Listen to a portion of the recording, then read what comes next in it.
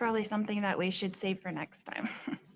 Do you still believe in those things of the dark and the light spirits and the zombies? Is that still part of your belief system, or have you changed your beliefs? Whoever said that was part of my belief system.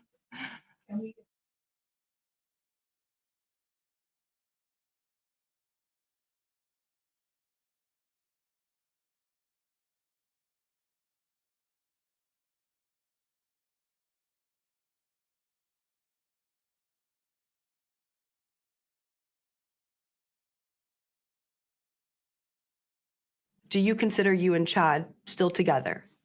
Sure, of course. And how is that going to work with you? He's on death row and you are in prison for life. How do you continue that relationship, that marriage? In the best way that you can, the only way that you can. What do you think people have wrong about you? Pretty much everything. Like what? Specifically, I don't really know what people think, because I don't have access to the kind of media that you guys are watching all these things. I never get to watch anything.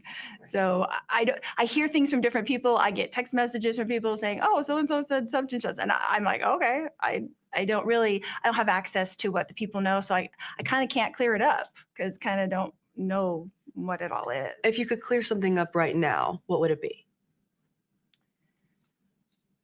That I love everybody, that I'm here for a purpose. I think, God put me here in this jail, the worst jail in the country, they say, and I really can't argue it. But when I got here, the girls are like, did you know that you got brought to the worst jail in the country? And I was like, I can't argue that it's not. But he brought me here to help uplift and strengthen these women. And that's what I try to do every day. I'm a certified group fitness instructor, and I worked here at Fitness Works and taught aerobics. And so I teach a workout to the girls every day. We laugh together, we cry together, we pray together. We're all in our separate cells. We're in there 23 hours a day. So we just talk to each other through the cell doors, right? Like each of us get out an hour a day and we can talk to each other through the door. We have to take our shower and whatever. But this jail, some days you'll be in your cell for 3 days. They go on lockdown and you don't get out for 72 hours. You're just in your room. So I'm here to help strengthen these other women. Sometimes God needs somebody to go into the trenches. And I think he put me here for that purpose. A follow-up question to what you said, that you love everybody. Does that include your children? Absolutely. I love my children. I've always loved my children. There's never been a question. Even being convicted of killing them? Wrongly. Mm-hmm. Of course. Do you plan to take the stand yourself in your own trial? I haven't decided yet. Don't need to decide that. Legally, you don't have to decide. So we're going to see how it goes. And that would be a situation if you did decide, where your investigator or somebody would ask the questions to you on the stand? Yes. Okay. That was my understanding too. I just want to make sure I was correct on that as well. Well, my understanding is that the advisory council would have to do that. Yeah. But I would have to write the questions. They can't ask me anything that I don't. And you have to pre-submit those. You can't just go up there and say what you want. Correct. Mm-hmm. That's my understanding. That's my understanding. That was my understanding as well. This is probably one of the more unprecedented situations. You were involved in choosing your own jury. As a non-attorney, what was that process like for you? That was an interesting process. I mean, it went way better than I thought it was going to go. The process in Idaho is so different. It was interesting for me because it was so different. And I have had that experience. So I was like, I kind of know what's going to happen here, but every state is different, right? Every county is different. Everyone's going to have their own rules of how they did it. I have to say that I was pleasantly surprised that the judge was very fair in doing the jury selection in some ways. So I think it went really well. It went really fast. I didn't expect that. I thought it would take a long time. So I feel like it went as well as it could go. Are you nervous for Monday? See how it goes. I try not to get nervous about things and go with the flow as much as possible. It's not just Monday. It's like, it's every day. It's going to be day after day. So I got to kind of pace myself and just do the best that I can. Do you believe you can convince a jury, this jury, to find you not guilty? I don't think I'm there to convince anybody. I think I'm there to just tell the truth. Wouldn't that be your goal, though, as your defense attorney, to be found not guilty? I think that's a goal. Yeah, that's the goal of everybody. But I'm not trying to convince anybody. I'm defending myself against being wrongfully accused. So, Wrongfully accused of Charles' death as well. absolutely. What do you want the jury to take away from you during this trial? I don't know that they can take anything away. I mean, I don't really have an answer for that. I haven't really thought about it from that perspective. Are you prepared for a life behind bars? Sure. How? What do you do to prepare that to be the rest of your life?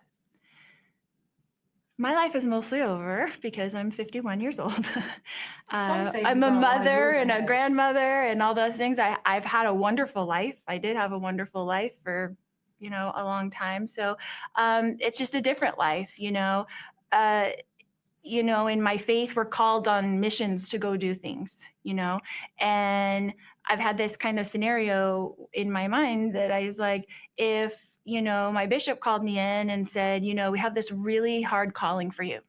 It's going to be for the rest of your life. And you're going to go into this prison and where all these women are, and you're going to help and uplift and strengthen women and give them faith and help them carry on and do these things and help them get ready for when they get out of prison. But you're going to be there all the time and you're going to be there for the rest of your life. Will you accept this calling? Would you say yes? Absolutely. So you feel this is kind of a newfound purpose with the situation you're in? Absolutely.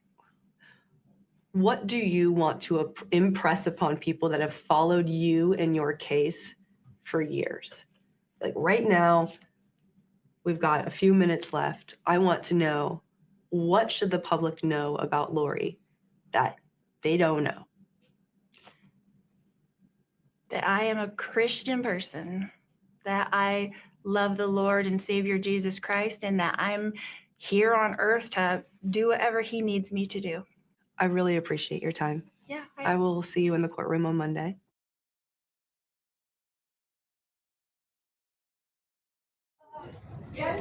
And you have been watching an Arizona family exclusive, our true crime reporter, there, Brianna Whitney, sitting down with Lori Vallow Daybell just this past Friday that happened. Now, thank you for tuning in. If you're maybe just joining us, we are streaming. We will be momentarily. The court proceedings going underway as opening statements are set to begin for Lori Vallow Daybell, but because of a court order, it is on a 30-minute delay. So we'll join that feed in just a moment. Right now, though, we want to talk to Elena Kwan. She was out there this morning outside of the courtrooms in Maricopa County, waiting and anticipating this. What were you seeing? A lot of, obviously, attention put on this trial. Right. I mean, we started our coverage previewing this really high-profile trial at 5 a.m., and we already started to see a line of people, a lot of which were local media lining up to get their place to get into the courthouse, because you never know what the crowds are going to be like. But as the morning progressed, you could definitely tell that the courthouse is typically busy, but it seemed a little busier than usual. So I do think there's a lot of attention going into today. Very good. I know we actually have one of our news photographers going to the courthouse early this morning at about 5 a.m. as well to get in line. And we do have a crew obviously inside. Brianna Whitney is there listening to the proceedings as they're happening. You've been covering this over the past several years as well for us. Is there anything that stands out in your mind that, just brings us to today and the developments? I think the fact that we have been covering it for so long. I mean, you heard it from Morgan earlier. It's been 5 years, and now we're getting to this trial that kind of started it all. And I feel like seeing the people that were at the courthouse really represents that of how long people have been following this. I mean, being in local news, we've been listening and following, and we know a lot of stuff, but it's still, I guess, amazing to see the attention that it's grabbed from people like all over the country. Sure, it's not just here in Arizona Right. or Chandler, Arizona, where this story sort of began several years ago. Let's bring you to today. Again, the charges all stemming from a death of her fourth husband, Charles Vallow. Yeah, well, this is again like the catalyst that started all of this. And I think what you saw from Brianna Whitney's exclusive one-on-one interview is that we were kind of seeing insight of what her intentions are going into this trial. I mean, it's a very complicated history and case. A lot of family dynamics are in play. And then, of course, we're seeing Lori and actually hearing from her of what she's planning to do because she's representing herself. So I think there's just a lot of unprecedented things that are not only going to take place, but we're going to listen into for who knows how long this will last. But I think we got to start with today because I think these opening statements are definitely going to be the setting point of what's going to happen. Sure, exactly. And, you know, in a high profile case like this, it is not uncommon for media to be told, hey, you have to wait to stream it. So again, 30 minutes away delay is what we're seeing. So this is a live look, or this, I should say, the stream, the video recorded stream of the courtroom. It's been on that seal since 10:30 when it was supposed to be starting. And what we're hearing is that there's a sidebar discussions going on right now about a particular witness that Vallow Daybell would like to call up. So those are the discussions happening in the judge's chamber right now that obviously we are not privy to. And we don't know exactly when this will begin in terms of them coming out and actually getting those opening statements underway. So we'll be following this very closely for you. But for now, let's go ahead and join that. Elena, thank you for your coverage. Of course. All morning long. And you can keep it right here, of course, with AZ Family, whether you're joining us from YouTube, the web, or our news app. We'll continue to cover this for you. Just stand by. As soon as those opening statements get underway, the camera will be moving. You'll see it all recorded live again for you as we cover this latest trial for Lori Vallow Daybell.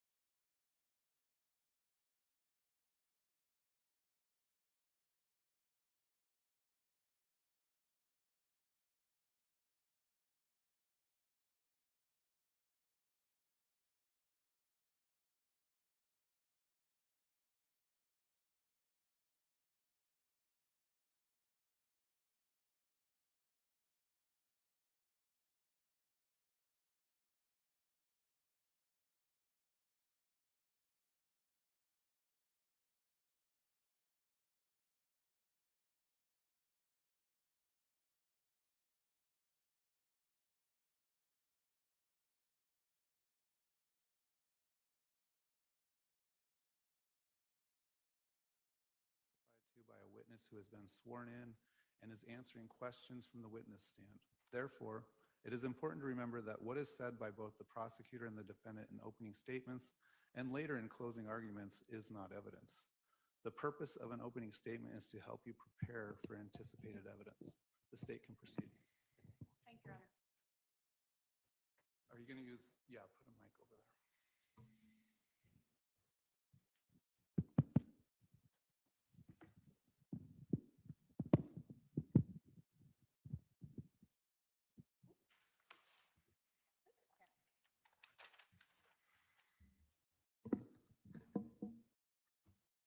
So I'm going to need you to stay close to me the next couple days.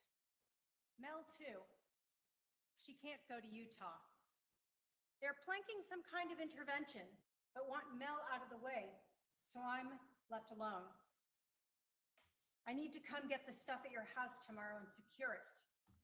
Lots to do. Thanks for standing by me. It's all coming to a head this week. I will be like Nephi, I am told, and so will you.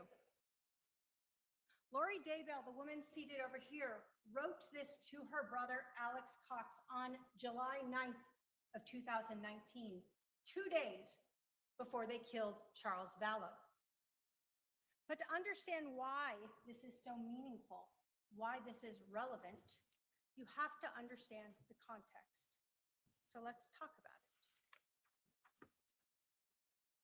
In July of 2019, Lori Vallow was married to Charles Vallow. Lori Vallow lived here in Arizona, Chandler. Charles Vallow lived in Texas. In July of 2019, Lori Daybell was Lori Vallow, married to Charles Vallow. In July of 2019, Lori Vallow wanted to be Lori Daybell, wife of Chad Daybell.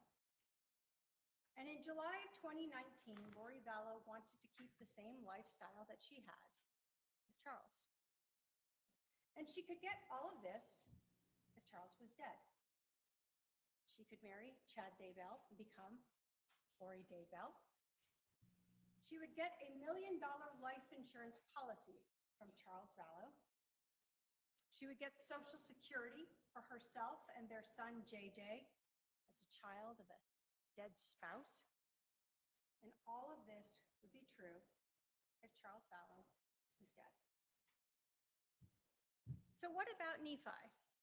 Well, Lori Vallow, Chad Daybell, and Alex Cox all believed that those who disagreed with them were dark, possessed by evil spirits, sometimes called Z's or zombies.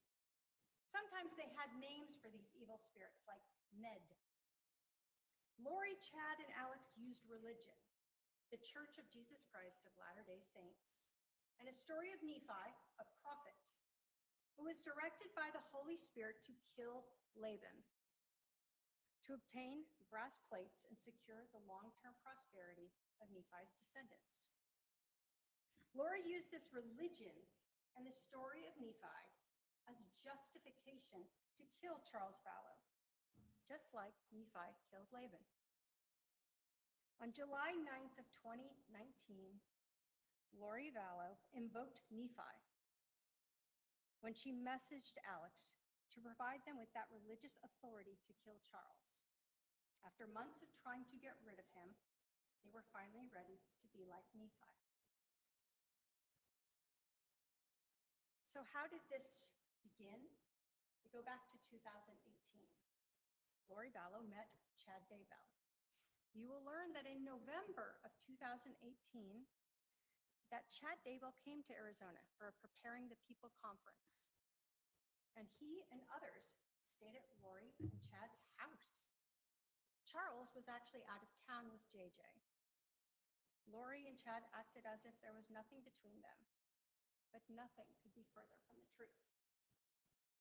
By January of 2019, Lori Vallow claimed that Charles Vallow was possessed by an evil spirit that she called Ned. You will see text messages where Lori and Alex refer to him as Ned. During this trial, you're going to hear from some women who initially were close in Lori's circle. These women will tell you they met her through the Preparing the People conference. They are spiritual women within the LDS church. And initially they found Lori's spirituality infectious. But the more they listened to Lori, the more they started to find concern.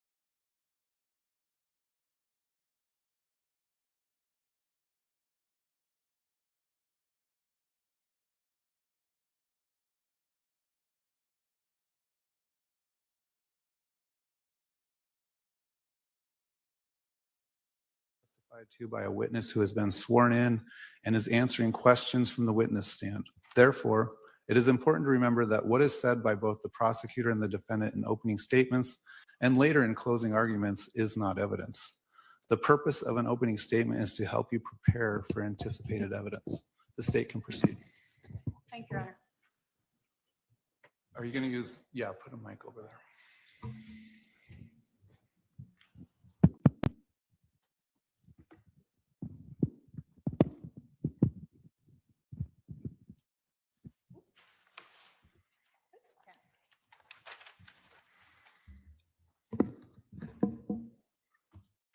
So I'm going to need you to stay close to me the next couple days. Mel, too.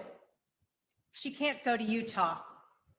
They're planking some kind of intervention, but want Mel out of the way, so I'm left alone. I need to come get the stuff at your house tomorrow and secure it. Lots to do. Thanks for standing by me. It's all coming to a head this week. I will be like Nephi, I am told, and so will you.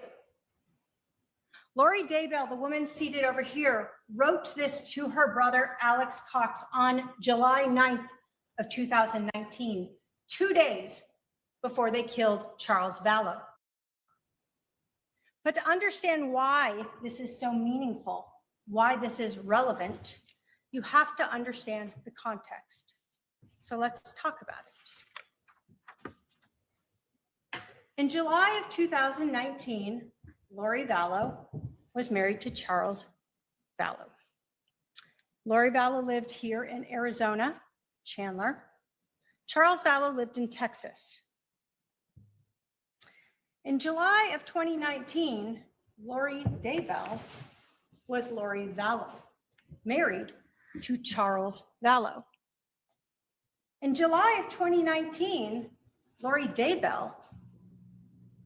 Vallow wanted to be Lori Daybell, wife of Chad Daybell.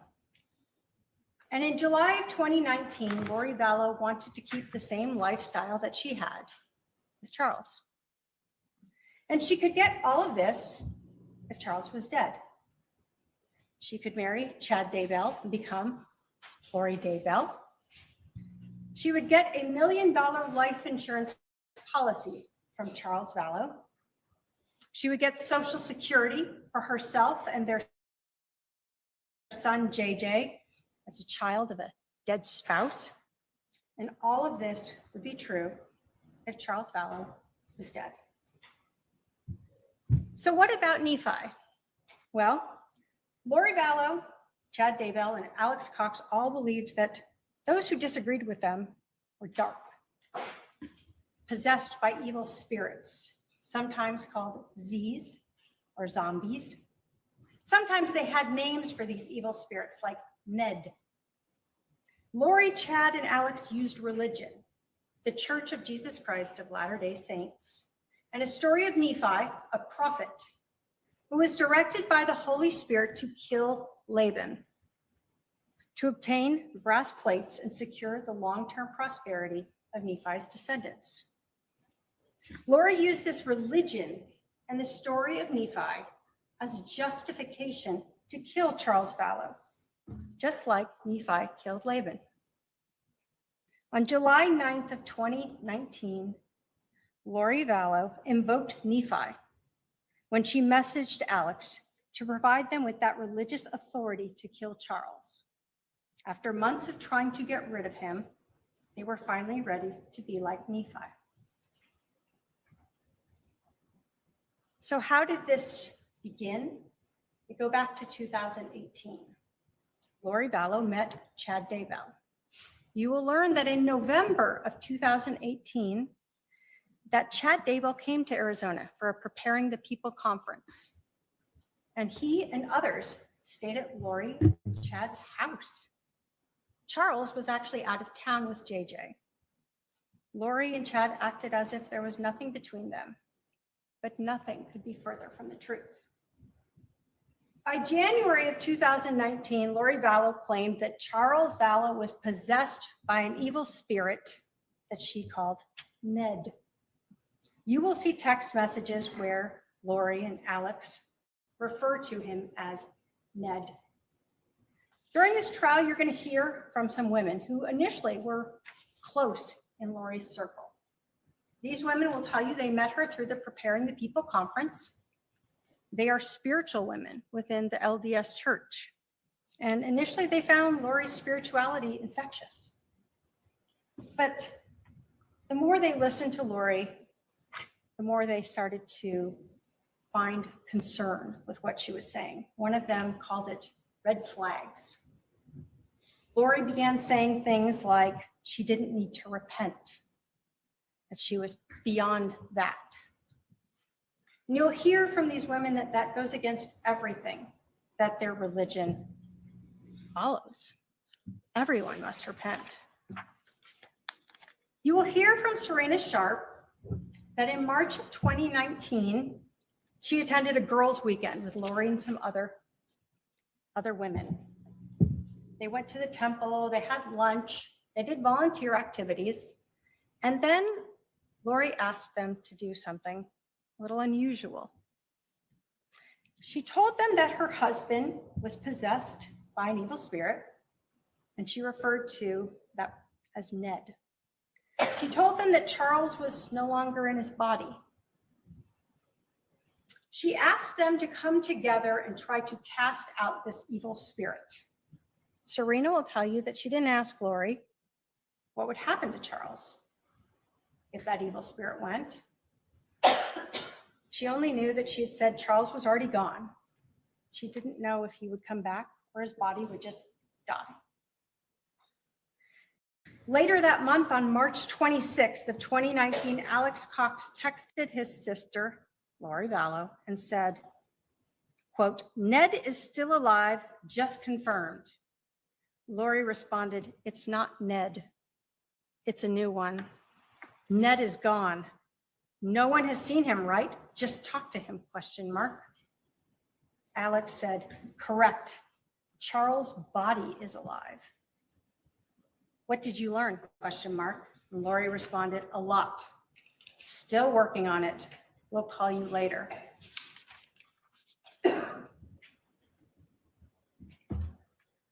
As the year went by, Lori and Alex became more determined to get rid of Charles Vallow's body, whatever they wanted to call him. You will hear from Christina Atwood that she attended a gathering on June 9th of 2019. Again with Lori and some close friends, but this time Alex Cox attended. This was the first time she had met him. Christina will tell you that she heard Alex say that he just wanted to kill Charles. In fact, she heard him say this a couple times. And she heard Lori say in response that she had been drugging Charles, crushing up JJ's pills and putting them in Charles's protein drinks. Christina will tell you she was so disturbed by this that she actually went and confronted Lori the next day and told her that if Charles ended up dead, she would have to go to the police. That's how disturbed she was. Now, Lori, of course, said it was all a joke. What else could she say? But 1 month later, Alex and Lori created that situation to be like Nephi and killed Charles. What about Charles? You're going to learn that Charles and Lori had been together for a long time. They had adopted one of Charles's family members' children, JJ. JJ was everything to Charles. JJ was the reason Charles and Lori were still together. You'll learn that Charles knew about Lori's beliefs, that he was called Nick or Ned or some name. You will learn that Charles told a lot of people about this. And on February 26th of 2019, Charles made a big decision. He had a $1 million life insurance policy, and his wife, Lori Vallow, had been the beneficiary. He changed it. He changed it to his sister, Kay Woodcock. You will learn he did not have to notify Lori about it, and she had no idea. You'll learn that Charles desperately wanted to bring Lori back to the Church of Jesus Christ of Latter-day Saints. You will learn that he was close with Lori's brother, Adam, and he was reaching out to him during this time period. You will hear from Adam. Adam will tell you that he himself had heard the defendant say things that were outside the LDS religion, that she was translated. Charles was possessed. He knew she was no longer following the LDS faith. Then, June 28th, Charles found out that Lori and Chad were having an affair. You will hear that he reached out to Lori about it, Chad's wife, and out to Adam Cox about it. Now you're going to hear about a lot of these things because the police executed numerous search warrants. You're going to hear that they executed search warrants on cell phone records, cell tower records, and iCloud accounts. You're going to learn that an iCloud account is basically a service through Apple where you can store everything. Photos, emails, documents, whatever you want. This can be intentional, or sometimes it can be unintentional. Your phone or your computer may be saving items there without you even realizing it.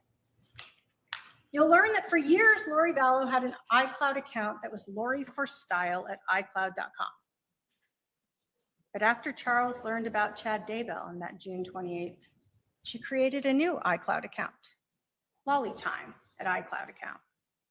Many of these text messages between Lori and others that you're going to hear about at trial were recovered from those two iCloud accounts. You're also going to learn about Charles's cell phone. The police eventually recovered it, and they were able to extract the data, look at the messages and things that had been in there. And you're going to learn about those text messages with Adam Cox from July 9th through the 11th. You're going to hear from Adam that they were talking about an intervention, about maybe recording Lori, saying these things and taking those recordings to the stake president, or just confronting the stake president about it. They didn't have an exact plan, but on July 9th, Adam agreed to fly to Phoenix to help try to talk to his sister, talk to the stake president, get her back into this faith. Ultimately, Adam flew to Phoenix on the 10th, as did Charles. Adam will tell you that he actually, when he got his reservation on the 9th from Charles, reached out to his brother, Alex. He asked to stay with him. And Alex said, sure. You'll see phone records. They had a conversation about it. But when Adam flew into Phoenix on the 10th, remember, that's after that message by Lori that he needed to stay close to her. Adam tried texting his brother. Adam tried calling his brother, and Alex didn't respond. Adam didn't know that his brother Alex had been summoned to help his sister Lori be like Nephi, that it was time to kill Charles. The text messages from Lori to Alex about that intervention that she knew about and being like Nephi show that by the evening of July 9th of 2019, Lori knew that Charles was trying to have an intervention. An intervention. In that text message, remember, she said they are trying to have an intervention. She knew it was Charles and others. She also told her brother he had to stay close for the next couple days because she knew that she was going to be seeing Charles on the 11th when he came over to pick up their son, JJ, to take him to school. She told him, it's all coming to a head this week. I will be like Nephi, I am told, and so will you. A few minutes after Lori had texted Alex that message on July 9th that they were going to be like Nephi, Alex called his sister Lori, and they talked for over 56 minutes, planning how they were going to get rid of Charles. Alex would stay close with his gun, and he and Lori would be like Nephi. July 10th of 2019 is a day before Charles was killed. We know from text messages that by 7:18 p.m., Alex was already at Lori's house. He brought a garbage bag with some clothes and an orange duffel bag with his .45 caliber handgun and 2 extra magazines of ammunition. He was prepared. We also know that the evening of July 10th, Charles sent a message to Lori letting her know that he would be over at 7:30 a.m. the next day to pick up JJ, to take him to school. Lori and Alex knew exactly when this murder would happen and where it would happen.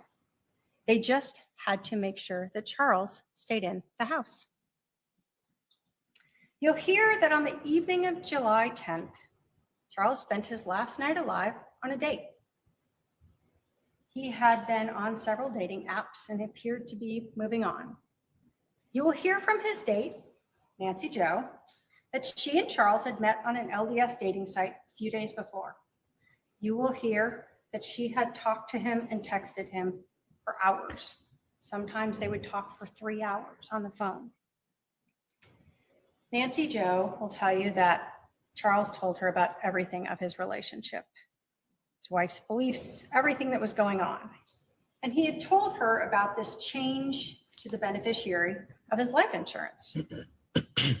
She will tell you it sounded like a lot of drama, but she still was interested and wanted to meet this person, and so they met that evening for dinner. She'll tell you that she understood on the 11th that Charles would be picking up his son, that he was actually going to meet a realtor about finding a place to rent here so he could be closer to JJ, and that he was going to try to get in touch with Adam to meet up. And then they were supposed to meet later in the day. She will also tell you that she actually told Charles, kind of joking, but in a way to end the drama, why don't you just tell Lori that you changed the life insurance policy so she knows it's not her? Nancy Jo will tell you the next day, she texted Charles. She called him, and she actually thought he had ghosted her. She didn't know he was dead until a few months later when she saw something on the news, photo of him, and actually learned that he had been killed on July 11th. So let's talk about July 11th. That morning, Lori Vallow was up early and she was texting with Chad Daybell. You'll learn that we do not have those text messages. They were not saved in the iCloud, but we have them from the phone records. Alex was already at Lori's house with his gun, and everyone knew that Charles was a punctual person and would be there around 7:30 to pick up JJ so he could get to school.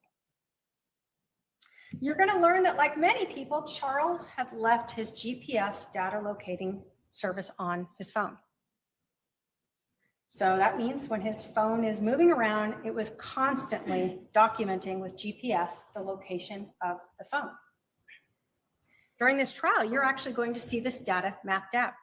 You'll be able to see Charles come to the house, and then you're going to see his phone leave with the defendant and what she does all day with it. What we know is that Charles arrived at Lori's house at about 7:35. He texted Adam Cox and told him that Alex, or Al, is here. You'll see from photos that Alex's truck was parked in the driveway. Adam responded, "Really, I wonder why he never called me back." Charles didn't respond to that. Adam then texted, "They're planning something." Charles responded, "Absolutely." Adam told Charles, "I was supposed to spend the night at his house last night. She probably blocked that." Charles told Adam, "What you do is up to you." Adam then told Charles he was going to reach out to Alex and ask him to come get him and see what Alex would do. And in fact, he did text his brother. You'll learn that Charles read that text message from Adam, but he didn't respond. Adam sent one more text message to Charles at 7:49 a.m. on July 11th. He told him that he and his son were going to go play basketball at 8 p.m. to look for a specific church leader who was usually there and have a conversation with him. Charles Vallow never read that message, but you will learn that Lori and Alex did. Charles went to the front door of 5531 South Four Peaks Place, a house that he had rented for his wife, Lori Vallow, a house that he paid for. Charles would have had to knock on the door, alerting Lori and Alex that he was there. He got JJ, put him out in the car. And then Lori Vallow created the reason to keep Charles from just leaving with JJ. Lori Vallow wanted to stop this intervention. Lori Vallow wanted to stop Charles and Adam from trying to take her Temple Recommend away.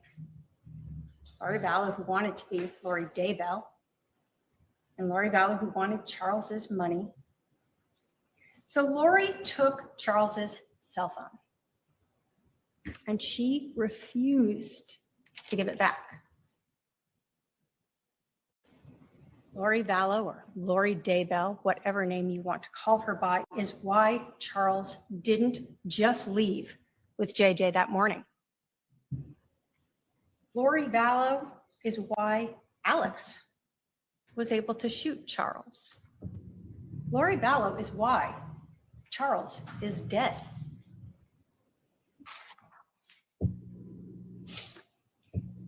I want to tell you a little bit about the scene, this house, so you can understand what's happening here. When you walk in the front door, there's a big room. It was empty, no furniture.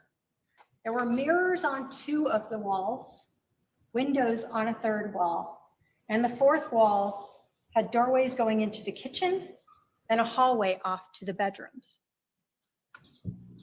This is where Charles Vallow was killed. This is where Alex Cox shot him 2 times. The first shot to Charles Vallow was to his chest. It exited out his back. Charles Vallow fell to the ground. He put his left hand to this wound, and blood transferred onto it. You will hear from the medical examiner that this shot went through his heart. and that a person can take seconds to up to 2 minutes to die from that type of wound. You will hear that a person can still talk and move after they're shot in the heart. And we know Charles was able to move since he put his dominant left hand on his chest and transferred that blood to his hand. You will see that. As Charles lay on the floor of 5531 South Four Peaks Place, Alex Cox stood at his feet and fired a second shot. That shot entered his abdomen and it exited his left shoulder. The angle was significantly upward. Dr. Baumgartner, who is the medical examiner, will tell you that this wound was shored. You will learn that shored means that there was something hard behind that wound. So when the bullet exited it, it caused a different tearing pattern than the other wound that exited Charles's back. It is this shored wound, this exit on Charles's left shoulder, that shows us that there was nothing accidental about this second shot.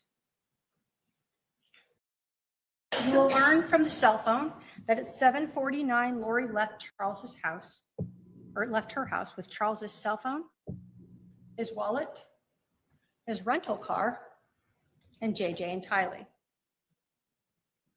She drove to Burger King, Walgreens, dropped JJ off at school before she and her daughter Tylee drove back to the house. During this time, while Lori is driving around in Charles's car with his phone, she spoke with her brother Alex twice. The first call was at 7:52 a.m., 3 minutes after she left. The second call was at 8:06 a.m., 17 minutes after she left. You will hear that when Alex and Lori are talking, neither of them had called 911 yet. In fact, you will hear that Alex didn't call 911 until 47 minutes after Lori left. Charles Vallow lay dead on the floor of that house for 47 minutes before he called 911. During this 47 minutes, Alex began staging the scene and making mistakes. You're going to learn that the police found a bat that was located on the right side of Charles to the north of his head. Like he had been holding it, and when he was shot, it fell, it dropped, it rolled up against one of the walls that had mirrors on it. What you're going to learn that is, Alex forgot that Charles was left-handed. In fact, you're going to learn that Charles was a semi-professional baseball player. He pitched and he batted left-handed. So that bat was on the wrong side. Next, you're going to hear about an injury to Alex himself. Lori had told police that Charles hit Alex in the head with this bat before Alex shot Charles. Classic self-defense. But in all cases, we must look at the physical evidence because it doesn't lie. And the physical evidence doesn't have a bias or a memory loss. Sometimes it's the lack of physical evidence that doesn't lie. So again, we know that this room where Charles was shot had no furniture, mirrors, 2 walls. You learn that although Lori claimed that Charles hit Alex with that bat and then Alex shot him in self-defense, that Alex's gun had no blood transferred on it. Alex was allegedly struck in the head with a bat by a semi-professional baseball player. Doesn't go unconscious, and he never touches that injury. Pulls out a gun, is able to shoots this man twice, and then he takes the gun down a hallway and puts it into a room. Never apparently touching his head or this wound. And again, Lori says that Alex was hit with the bat in this room by Charles. But again, what we don't see is any blood on the floor. Charles strikes Alex in the head with a bat. They're grappling on the ground. There's not a single drop of blood on the ground in that room. There's pooling of blood around Charles as he lay there on the ground. There's not a drop of blood going down the hallway to where Alex put the gun. There's not a drop of blood in the room where Alex put that gun. There's not a drop of blood on the floor in the kitchen where Alex went to go wash his hands. There are no towels, sheets, clothing, napkins with blood on them, where Alex was holding his head and trying to stop this bleeding from this injury. You will see on body-worn camera, Alex Cox, who's on with 911, come out of the house. He will have a phone in one hand and his other hand up, and you will notice that he actually has a pair of sunglasses resting on the top of his head. You will see at some point, Alex sits down, and they ask him to move to another location. They talk to him for a while, and then you'll see him eventually touch his head a few times, and then he obtains a napkin or towel, something. And you'll see him at times rubbing his head, patting it. That is the only bloody item you will see. Those sunglasses on Alex's head. He is struck in the head by a baseball player while grappling on the ground. He then pulls out a gun and shoots his brother, puts away this gun, deals with his injury, and yet those sunglasses are still right there on the top of his head. No blood on the floors, no blood on the gun, no damage to the mirrors, bat on the wrong side. The lack of physical evidence to help support this self-defense claim. Next, trajectory. The medical examiner will talk to you about the trajectory through Charles's body. The detectives are going to talk to you about the trajectory through the room. Dr. Baumgartner will tell you that the trajectory of that first shot to Charles, the one that went through his chest, through his heart, and out his back, was front to back and slightly downward. It will be less than an inch downward. The detectives will tell you that the bullet from that shot, actually, as it exited Charles's back, ended up across the room in the baseboard. They pulled it out and recovered it. Both of them will say that this shot is consistent with Charles being standing upright with a person in front of him. The gun could be slightly down, or his hand could cause that little bit of downward angle. Dr. Baumgartner will tell you that that second shot that entered Charles's abdomen and exited his left shoulder, that the trajectory of that shot was front to back and significantly upward, 13 inches upward. Dr. Baumgartner is also the one who will tell you about that shored wound. What you will hear from the detectives, though, is that when they found Charles on the ground, off to the side of his left shoulder was the other bullet on the ground, not embedded. They'll also tell you that when they finally moved Charles, they took his body away, they cleaned up the blood on the ground, and they noticed a defect in the flooring, in the wood, consistent with a bullet striking the ground. That defect was located where Charles's left shoulder had been. You will hear that both Dr. Baumgartner and the detectives found the trajectory, the wounds, were consistent with Charles laying on the ground, Alex being at his feet when that second shot was fired. The physical evidence does not lie. Charles was on the ground when Alex Cox fired that second shot. The injuries to Charles, the location of the bullet strikes, the trajectory of the injuries both in Charles and in the house all show this was not self-defense. This was a staged murder scene. I told you that Lori Vallow left the house at 7:49 a.m. and we know this because of Charles Vallow's cell phone.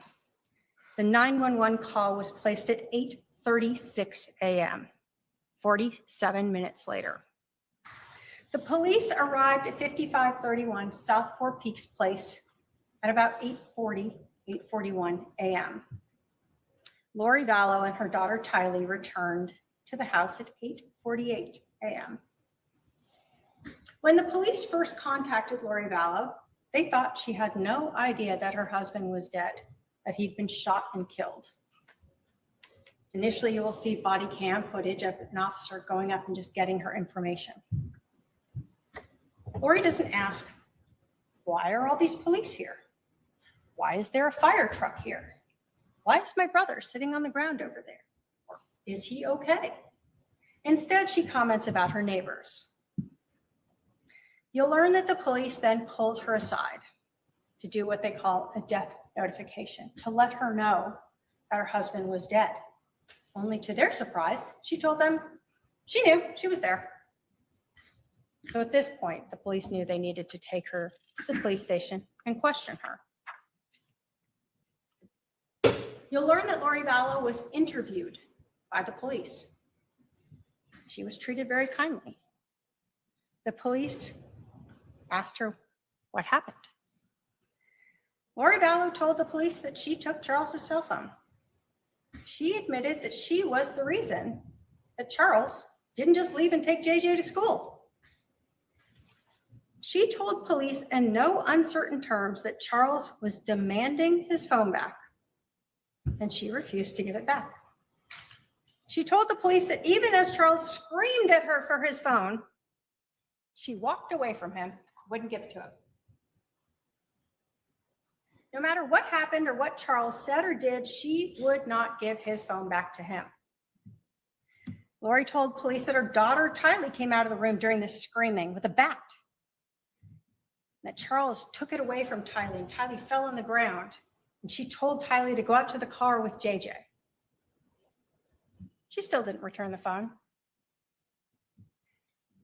She told police that Alex came out, that he and Charles got into this scuffle with the bat, that Charles hit him in the head with the bat.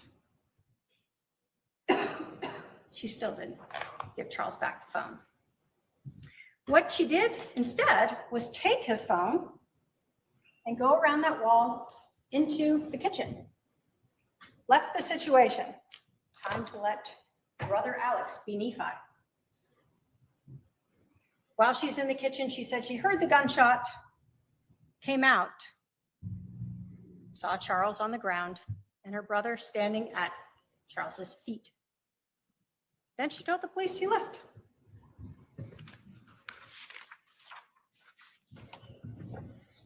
You'll learn that the police actually had no idea that Lori still had Charles's phone. Even when they're interviewing her, she still had it.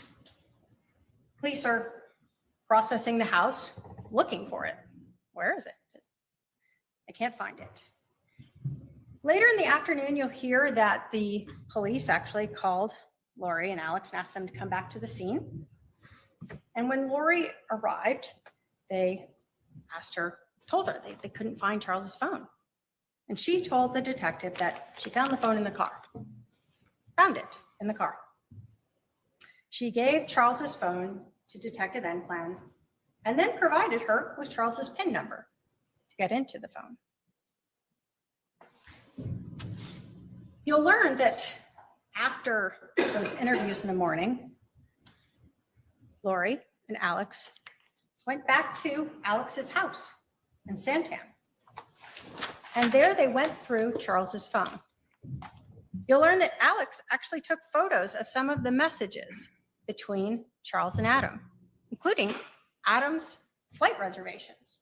And he later sent those to his sister, Lori. July 11th. Lori didn't tell any of Charles's family he was dead. She didn't tell Adam that Charles was dead. She certainly knows they'd been talking. The next day, Lori texted Charles's sons from his prior marriage and told them, "Your dad is dead." Charles's sons reached out to their Aunt Kay about this, and you'll learn that Kay and her husband had to Google this, see if it was true. They found out that Charles had been shot.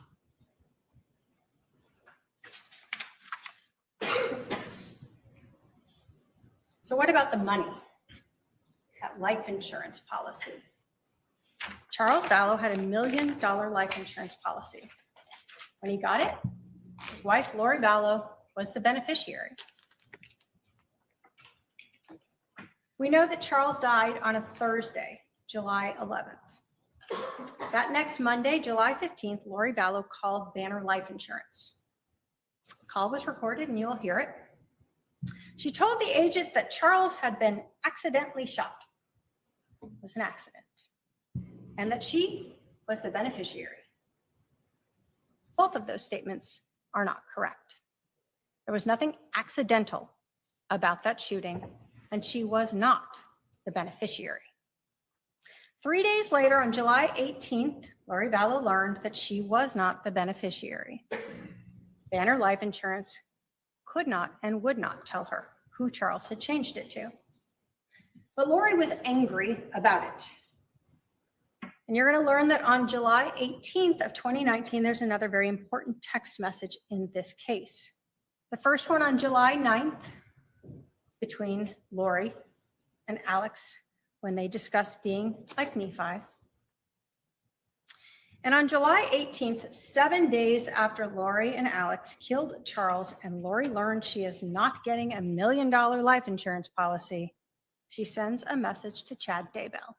Quote, "So I talked to the insurance company. He changed it in March.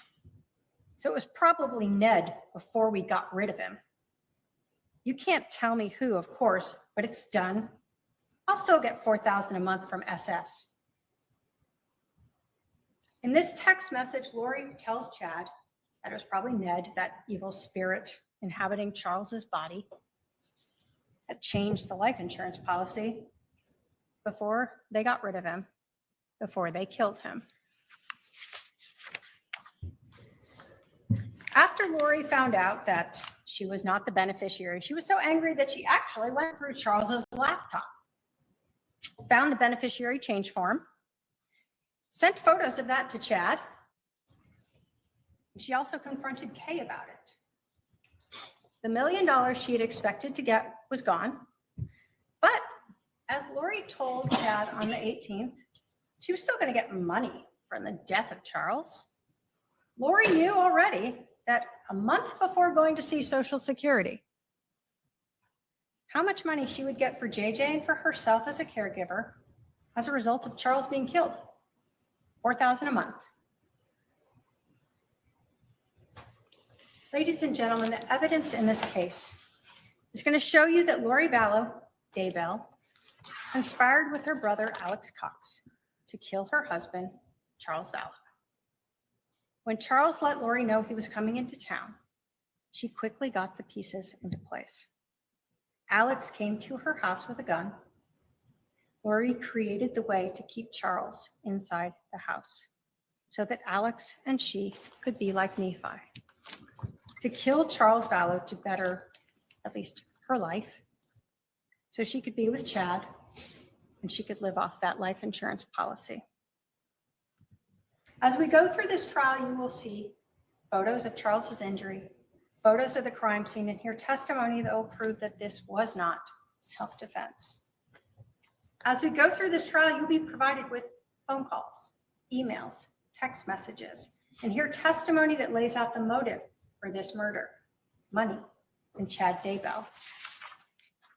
You will see text messages and hear from people who Lori trusted and who were later pushed away. People who really don't want to be part of this trial, but were pulled into it by this defendant and her desire to get rid of Charles to be with Chad. People who heard Lori for months saying Charles was gone, possessed. People who will establish that this murder was premeditated. You will hear text messages from July 9th by Lori to her brother, Alex Cox, that he had to stay near her, that it was all coming to a head, and she would be like Nephi, and so would he. A justified killing, just like the prophet. And later, the text message to Chad where she told him that Charles changed the life insurance policy before they got rid of Ned. A confession by Lori of how religion and money were twisted to justify Charles's murder. At the end of this trial, the state will come to you and ask you to hold the defendant responsible for the death of Charles Vallow and find her guilty of conspiracy to commit first-degree murder. Thank you.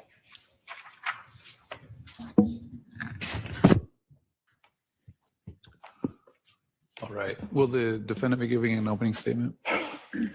Okay, because of the lunch hour, your opening statement will start after lunch. I'm going to excuse the jury for lunch. I'm going to ask juror 3 to stay back. I need to talk to you about something.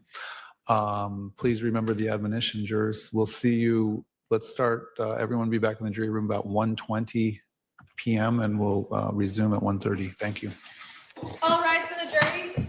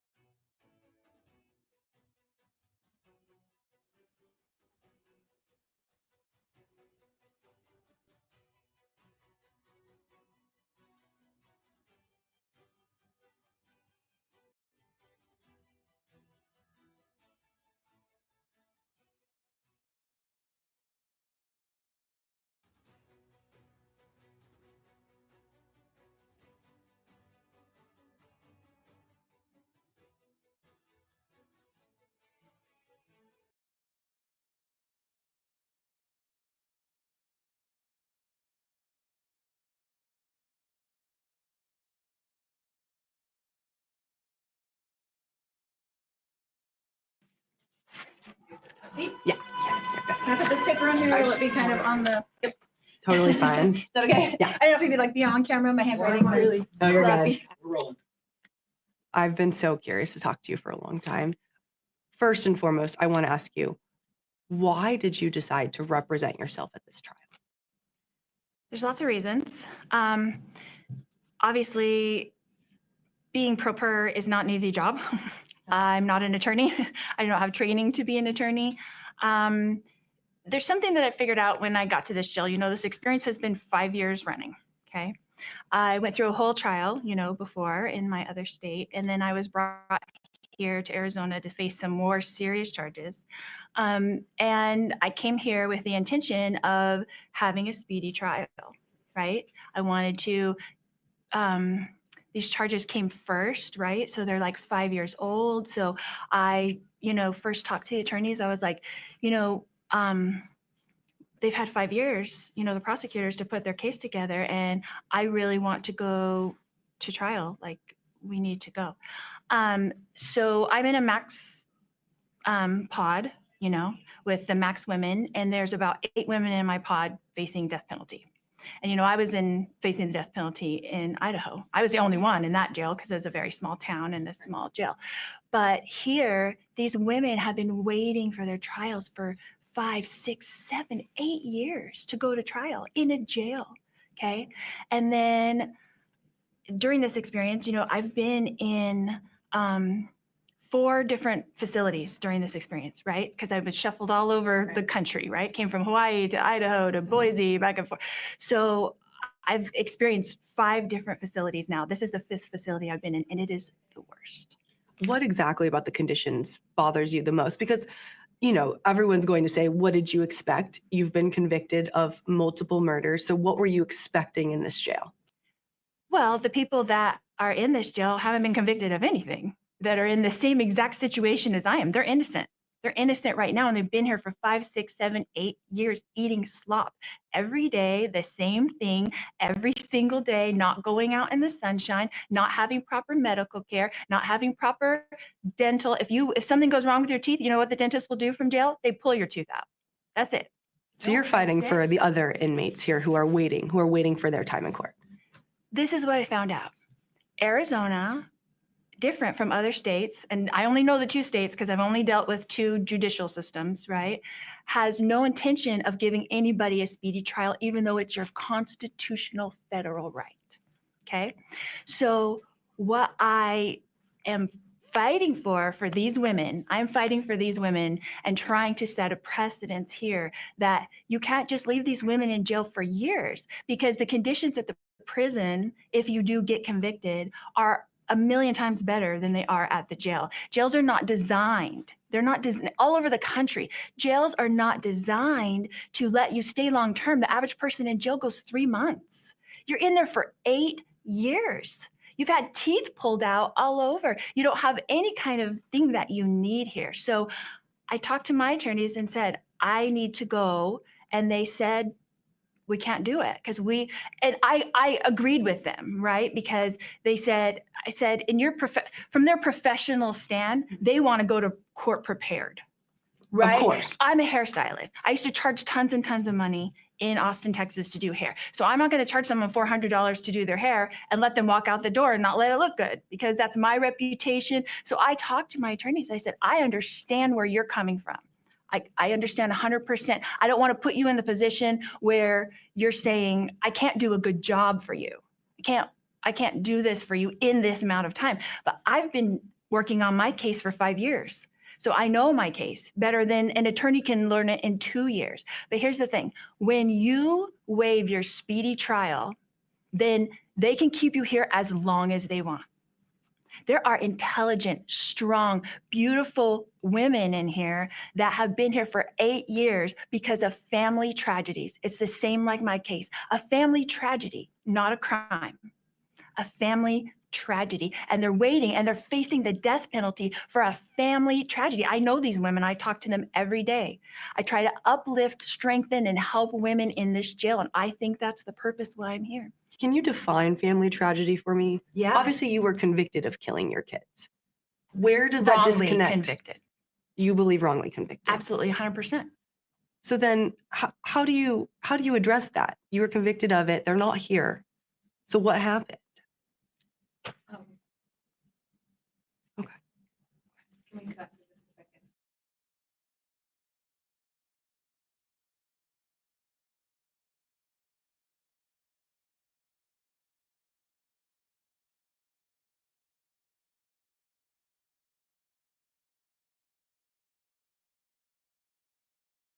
To your point, you're not an attorney.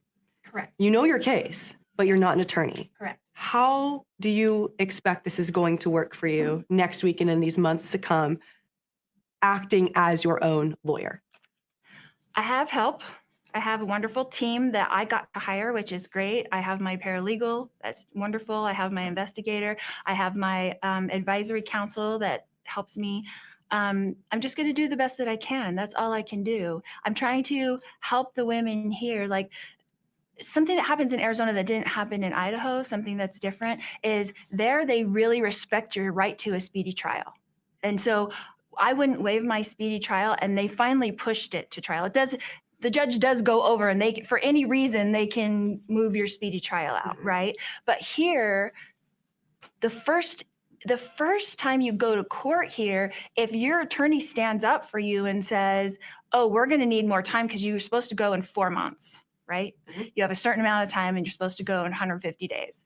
And if your attorney says that, it automatically waives your right to a speedy trial. So the women that are here and their attorneys say, we're going to help you, we're going to put your case together, we're going to do all this stuff. They didn't know the first time that their speedy trial got waived, because they're like me. I mean, I was 46 years old when I got arrested. I've never been arrested before. I didn't know how the judicial system worked. They're in the same boat. So they didn't actually know at the time that they were waiving their speedy trial right. I've been in the courtroom for some of this, and then I've watched it as well. When you're addressing the judge and the state, you can get a little snappy with them. And I know you're upset with what you feel as witnesses that are being precluded from the trial. What's your biggest complaint? What do you